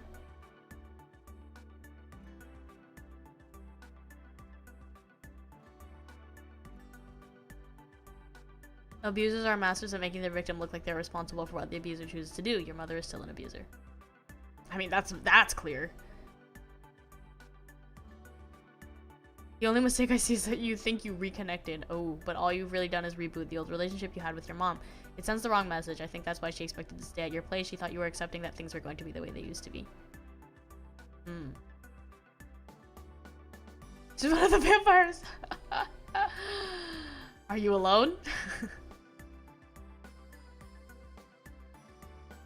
I think I'm gonna read one more. Let's see. I gotta find one with a lot of upvotes. Am I the asshole for sticking my freshly single mom with $20,000 of debt? Whoa. Okay. I, 19 male, have been paying off a car loan from my mom, 40 female, since I turned 16. She gifted me a new 2022 current year Nissan Sentra for my birthday. I foolishly never asked how much she signed for because I had assumed that her financially knowledgeable boyfriend at the time would know what he was doing at the dealership. Okay. He did not. The original MSRP... Oh god. Someone needs to explain this to me. We've hit a car story. We were talking about how I don't talk about cars at the beginning, and I was like, okay, let's move away from cars. We're back. This needs to be my last story. This whole stream has come full circle. The original MSRP for my car capped at around $20,000. Out the door, they walked away with a $40,000 car loan. Retail price. Oh, okay. Wait, what? So the MSRP, the original retail price, is manufacturer suggested retail price is $20,000, but her mom and her boyfriend at the time bought the car for $40,000 on a loan. Is that what? Oh, what the minimal? Oh, okay, I see. Minimal price. What? How does that happen? Is it because you go to the car dealership and they try to get you to pay more? What? Okay, I need someone to explain to me how this happens. Like, what? Because I don't know anything. I don't know anything about this. Like, I don't know anything about buying a car or buying anything for that matter. Of anything over like a few $100s, I have no idea how to buy. Anything outside of plane tickets, I don't know how to buy, you guys. What? Like, how? Someone tell me how this happens. What? おこもりなさい。来てくれてありがとう。The repayments over plus 6 years at 15 get close to 40k. Will his money or soon parted? Oh no. Maybe they just got some extras to like new wheels or oh. Okay, so like add-ons and stuff? Like, yeah, I'm just curious. I'm just curious as to how this happens. What? Huh? Like, I just don't... Yeah, okay, interesting. I'll ask my dad. He used to work at a car dealership. They put nothing down and had a 10% interest rate. Oh, there you go. Because my mom's credit was bad. Oh, and she had no job. Okay. They put nothing down. So does this mean that they didn't pay anything on the day of? They just said we're going to do the whole thing as like a loan? With a 10% interest rate? 10%? Holy shit.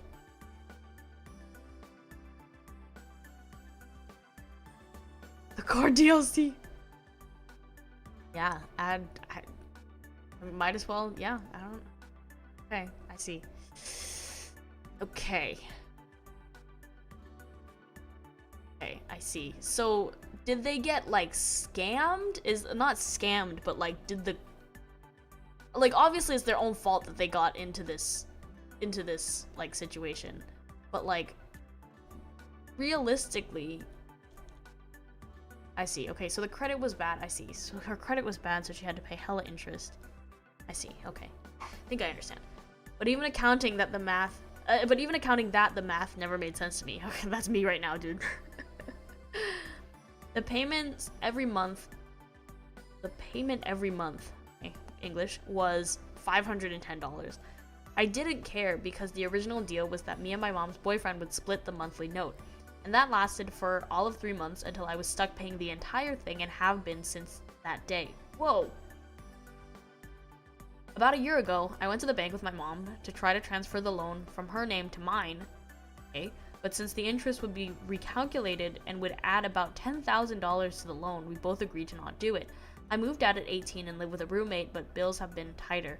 My girlfriend's mom suggested that I look for a new car that's more in budget, and I found a used 2025 Corolla with 10k miles for $18k. A better car for cheaper than what I would be paying off my current car. I told my mom that I was planning to get a new car, and if she wanted to sell my current car, it would be her decision, and she lost her shit, saying how it's my responsibility and that it was a gift for me and how she saved me $10,000 by not transferring the loan. The biggest elephant is that she's freshly divorced and is looking for a job to support her 2 younger girls. I told her she can sell the car for about 14 to 15k, but she refuses and is demanding that I drain my savings to pay for a car that I never agreed to pay for, and ultimately was their terrible financial decision. On one hand, I don't feel like I owe her anything and never truly got along with my mom, so it is what it is. On the other hand, I feel guilty for kicking her while she's down. Looking for unbiased opinions, thank you. Sorry, what? How is that a gift? This woman, she needs someone to, like, Webster's dictionary her the definition of a gift, because, like, what? Hello?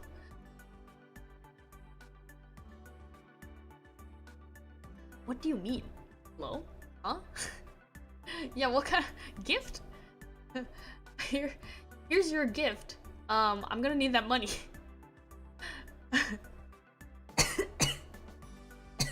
The gift of debt, yeah. Oh my. This is so funny. People are so funny. People are so funny. Go park the Sentra in her driveway, hand her the keys, and walk away. Oh no. Crazy. As long as your name is not on the loan or title, it's not your car. True. It's her car and her boyfriend's if he's on the loan/title, which makes it her obligation. That's true. The car is not tied to me at all aside from her insurance. There you go, there you go, there you go. How's it a gift you're paying the note? Oh my god. Oh my god. Oh my god. Yeah, I feel bad for the mom. Yeah, the daughters. That's rough. Bills are tight, so the solution is an 18k vehicle. Christ, brother, get a clunker for 5k and drive the wheels off of it. Very solid point. I can afford the Corolla comfortably. I know it's going to outlive me, so in my eyes. I see. I'm still trying to. Me too. I'm still trying to wrap around the $20,000 sticker price and having a $40,000 loan. Sincerely asking, how will this happen? That's me! If they get extras on the car like gap coverage, extra warranties, and amenities for the car like mud flaps, mats, etc., can easily drive the price up 10k or more, and then add tax, temporary tag that we charge you for. Interesting. Ha ha ha ha ha ha ha. Gift is German for poison. Is it? We need a German expert in here. Sell the car to pay for all the debt and start clean.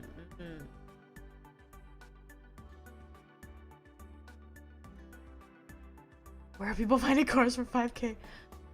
Good question. I don't know. Friggin' what do you call Craigslist? Does Craigslist even have cars that you? Who knows? I don't know.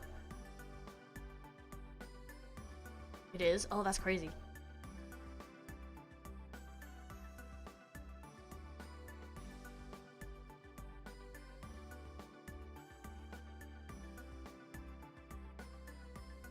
I just bought a car, sticker price was 30k, put 10k down with whatever this is. TTL. What that means. And interest on the loan, I will still be paying 36k at the end of the note. I did add some extra coverage, though not much. I'm still baffled by this. Good credit score. Buying a car is the biggest scam.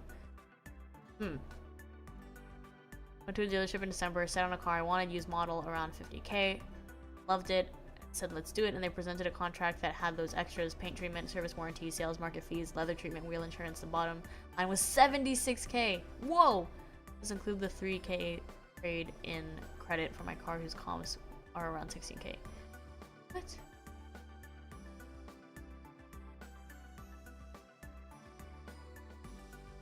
Go to police auctions for cheap vehicles. They're usually repossessed vehicles of criminals, so they're sold pretty. Oh, interesting.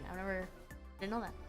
Got a pretty nice used car for a 10k, but that was a close friend of my dad whose brother died. Oh, a person had to die at the right time for me to get that. I think my friend as well, who passed away last year, I think I saw something about cars plural as well. I think Yeah, I think it's like the same thing. Like if you get really lucky, like yeah, lucky. I guess it's unlucky. If someone has to get really unlucky for you to get lucky question mark. Like I don't know. If the mom claims it's a gift, then in her logic, OP would have the ownership to sell the car. That's true. That's also true. That's very true. So great cars for sale in Australia for around 5K, but you never touch a BMW, is Audi in that price range. Yeah, even used, I assume. Not that I know much about cars. This is, I love how so many of these. I love how so many stories just have to do with like bad, like shitty family members. Like, so sad. Families are so multi-layered. It is, yeah. It's unlucky. It's unlucky on quite a few fronts.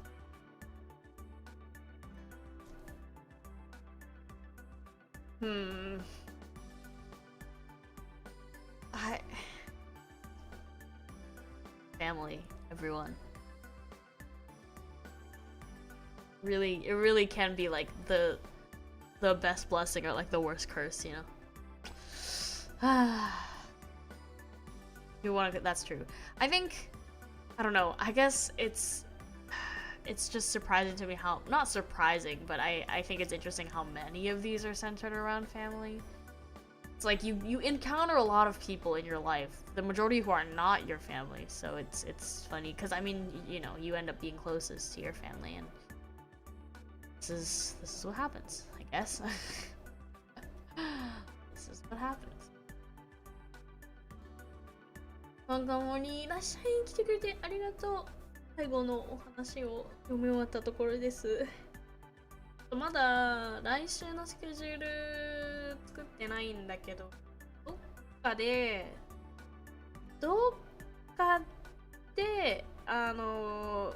晩酌がしたいなと思っております。なんだろう、5周年記念配信が、その週末あった、まあ、金曜日かな、金土ぐらいにあるんだけど、金曜日の深夜、まあ、あるいは土曜日の朝って感じで、見かけて、ものすごく長い、歌枠をやりたいと思っております。それがあるんだけど、ね、久しぶりにね、ちょっと晩酌してないから、久しく晩酌してないから、どっかでしたいなと思ってる。そう、どっかで、こうするのかわからないんだけど、どっかで。まあ、言うて来週まだ暇だから、どっかで。飲みたい。いや、そうだね。てか、ほとんど飲んでないや。こっち帰ってきてほとんど飲んでいない。まず家族で集まるときはせいぜいワイン1杯って感じだね。Girls things harder because it's family. Yeah, I mean, like, I think so. And the thing about family is, like, you really, it's especially like, you know, you're young. When you're young, you can't just like cut your family out of your life right away. So people have to live with like not great family situations. It's like you can't, it's hard to cut family out. Even if you do end up cutting your family out, it's not easy. It's harder. It's very hard to cut your family out of your life. So it's like people end up being in pretty bad situations. You know, it's the closer you are to someone, like, of course, the more problems arise like this too.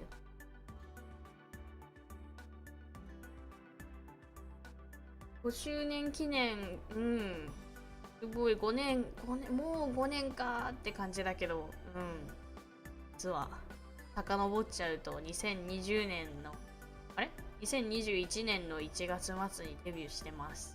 実は。そう私、なんで飲んでないのかというと、実家暮らしだからですね。親が飲まない、親があまりにも飲まない人たちで、うん。全然飲んでない。お父さんあれば飲むけど、うん。お母さん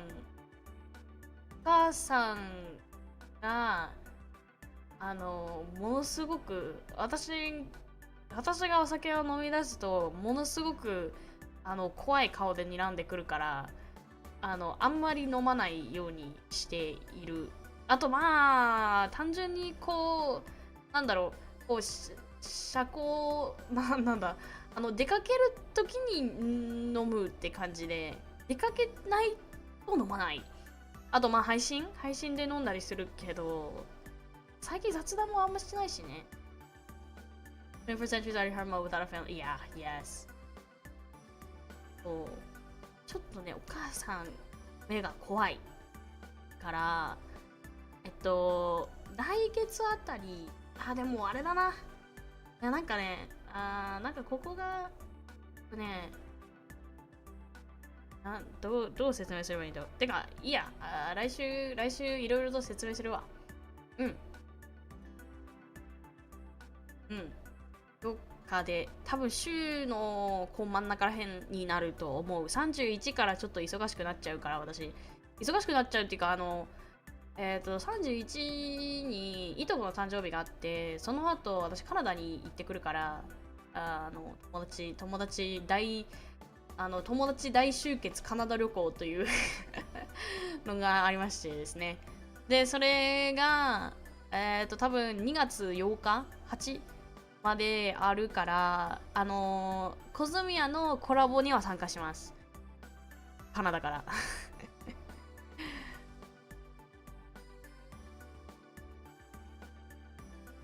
Friend I met in uni literally had a full-on fight that was so bad. The hospital, police, and the court was all with their like family, their parents, just left, started a new life another. That's awesome. Good for them. Canadian Cosmia, and yeah, I will be in Canada. So okay, what was I saying? So starting the 31st, so right after, so my 12-hour marathon karaoke stream for anniversary celebration is going to be the last stream that I do for like a little bit, like a week. A week and a bit. I am going to Canada. My cousin's birthday is on the 31st, and she says I can stay over. Yay! So, I'm going to hang out with my cousin on the 31st, and then I'm leaving for Canada on like the 2nd. And then I will not be back until that Sunday. But I will be at the Cosmia collab because I've already gotten permission from my good friend Kai to stream from his computer.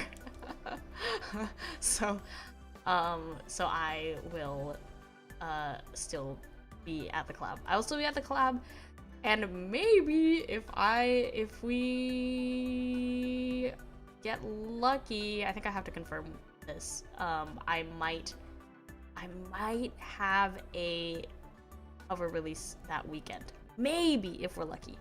But I don't know. I'm not super like optimistic, but maybe, which would be so cool. I'm not sure what. Yeah, I'm not exactly sure, but we'll see. We will see. Hope you have some supplies. That's true. Maybe I'll ask my mom to make me some tea. Happy birthday, Toki cousin! Yay! We're gonna be the same age for a few months. We are not even a year apart. We are less than a year apart. So I am. She catches up to me for like a few months, and then I become a year older. I think his further release will just drop. It probably will just drop, judging from the way things are going, because we don't even know if we're going to. We don't even know if it's gonna release then. I mean, I think if we ended up pushing it, if we push the release to later, then we might have a bit. We will probably have a few more like teasers, whatever.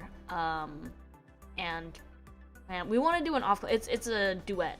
And we want to plan an off collab, but that is completely dependent on whether this person comes to Canada or not. I'm not sure if they are. That is a question for them to answer. If not, I think we'll try for, I don't know, we might try for might try for March, because I actually have a cover that I want to release around Valentine's Day, and everyone knows that the ice cream Cosmia ice cream cover is in the works as well. So within the next 2 months or so, I'm planning on releasing 1, 2, 3 covers, which is crazy because I only released 1 cover last year. Anyway, it's cool, fine. This is how you can tell that I have undiagnosed ADHD, because it's like when things come out, they come out, and when they don't come out, they don't come out at all. Anyway, please look forward to many covers within the next few months. Yay! 多分そう31日あれだからそうだな、ちょっと早めにやるかな、もしかしたら火曜日水曜日もしかしたら火曜日か水曜日の夕方に晩酌するかもしれない。晩酌したいなと思ってます。はい。31から忙しいからね。で、そう、こっちの時差でこっちのアメリカ時間で言うと30日に1日が歌枠で食われます。31から忙しいって感じ。夕方、そう。まああんまりちょっと夜更かしはできないからね。できないっていうか、もう1時だから、こっち夜中の1時だから、なんかちょっと長めに配信したいなって思っちゃうと、ちょっと早めに、まあ1時、まあ今からだからその夕方18時ぐらい配信っていうのが限界なのかもしれない。それ以上いくとなんかそれ以上いっちゃうともう朝まで飲むコースとかになっちゃう。てか今でも生活リズムがほぼ終わってるのに、ちょっとまあ夕方からだね。まあ仕事終わってない人もいると思いますが、ぜひ遊びに来てください。Alright, I think I'm gonna call it a night. It was fun. I had some good stories. Let's see. Tomorrow I think I will be working on Discord if I do anything. No stream. It's listed as a nap because I will be working and I have dinner with my family and friends. Family friends and family tomorrow. So that is what I will be doing tomorrow. I might be on Discord in the evening or late night. Say evening, I mean late night. Looks like is Non. Oh my god, Non's streaming. It's right into Non today. Today, thank you. Oh, you can see my cursor. What I'm doing.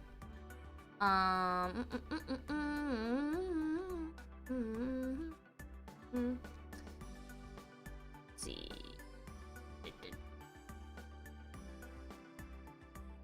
Thank you guys for coming. Thanks for hanging out. Yes, long time no Reddit. I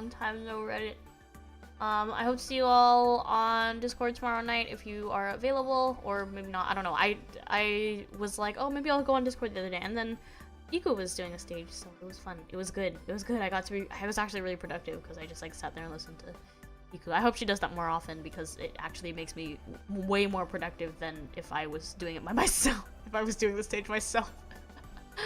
Yeah. Anyway. Otsu everyone, thanks for hanging out. We're raiding into Miss Nonon today. Reminder, 5th anniversary is next week, and then Cosmia collab 5th anniversary is the week after that. So be there, be there or be square. Yeah, and I'll see you tomorrow. I think I might stream next stream probably going to be something like Monday, and then I'm going to do a JP main stream sometime next week, so it'll probably be Tuesday late night or Wednesday late night. I'll do JP main, and then yeah, that's what we're gonna do. We're gonna do some stuff, and then actually I might not stream as much next week because I should probably like prepare myself. I should probably prepare myself for a whole 12 hours of karaoke on Friday. That's crazy. Friday we're doing 12 hours of karaoke, so be there or be square. Dingo, thank you very much for the membership milestone. Thank you for being a member for 42 months. Arigato. Thanks for the stream. Awiwi, thank you. Thanks for coming. I know it's late over there. What's going on here? I'm wrapping up stream. Oh no. Thank you. Thank you. I appreciate it. Otsumori, arigato. Just finish practice karaoke. Oh, I only do it late at night. I would wake my parentals up. Plus I have so many songs. I have so many songs that I can sing. I don't think I will suffer from a lack of songs. Thank you for the donation. Says can't wait to see you again. Ooh, have a good dinner tomorrow. Safe drive tomorrow. Oh god, yeah, you're right. I have to drive tomorrow. Excited for next week. Love you, miss to see you. I have pet party prayer. Thank you, Nanako. Thank you very much for the donation. I had forgotten that I needed to drive tomorrow. I'm going for a drive tomorrow. Wish me luck. Hope I don't die. Hope I don't crash the car. Actually, I'm not like scared of like I don't think I'm going to die, but I am worried about crashing the car. So, we'll see. Anyway. Yeah, 5th anniversary is next week. I think I'm gonna have I want to try to do something fun with like donations on the stream, but we'll see if that actually works. We'll see if I actually do it or not. If not, it'll just be a marathon stream. Maybe we'll try to get a little bit closer to 30k, because that's been like the goal for the past like year or so, and it's hasn't happened because I don't work enough. Just don't do whatever caused that to start to yell. I will try my best.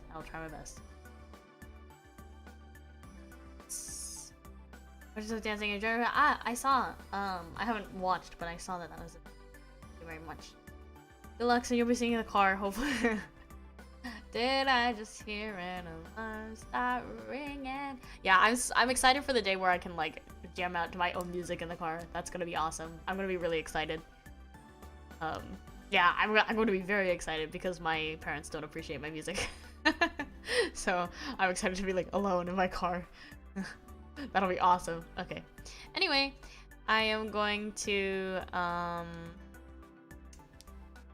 rate it on. Wait, let me make sure she's still going. Your driving playlist. It'll probably be my musicals playlist for quite a bit. Actually, no, that's not true. I might make a driving playlist just made of songs that like. Actually, no. It's more likely. Actually, no, I don't know. I don't know what it'll be like. Maybe I'll make one if I have if I actually get my driver's license. Okay, see you guys tomorrow on Discord if you're gonna be on Discord. If not on Discord, I will see you next week. Thanks for hanging out. Thanks for reading some Reddit stories. Thanks for sharing some hot takes. They weren't that hot. It wasn't super. I didn't go through the filtered one today, so they were all pretty cold takes, but still really good. They were still really good reads. So thanks for joining me. I'll see you again tomorrow or next week. Otsumori deshita. I love y'all very much. See you soon. Otsumori deshita. Bye bye. また来週会いましょう。じゃあね。おやすみなさい。じゃあね。バイバイ。おつまりでした。バイ。